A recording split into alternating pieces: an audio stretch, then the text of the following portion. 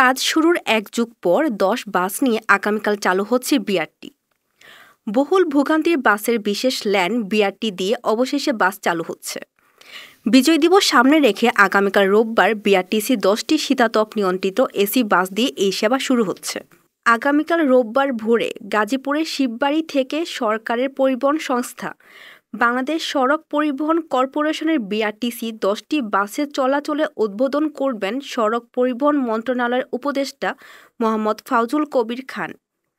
অনুষ্ঠানে সভাপতিত্ব করবেন সড়ক পরিবহন ও মহাসড়ক বিভাগের জ্যেষ্ঠ সচিব মোহাম্মদ এহসানুল হক।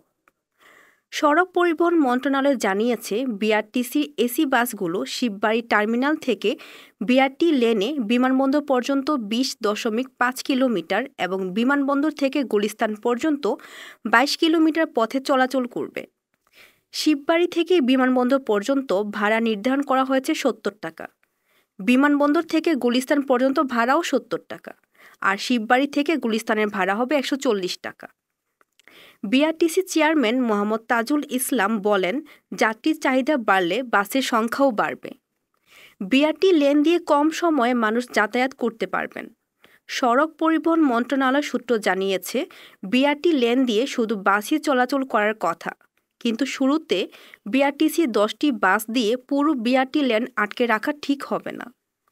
এর জন্য কার ও মাইক্রো বাসও বিআরটি লেন দিয়ে চলাচল করতে দেয়া হবে।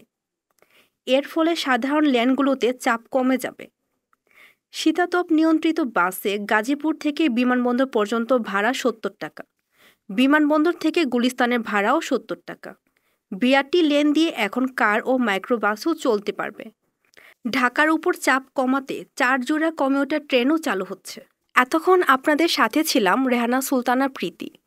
পরবর্তী নিউজ আপডেট পেতে চোখ রাখুন news24bd.net এর ফেসবুক পেজ এবং ইউটিউব চ্যানেলে। ধন্যবাদ।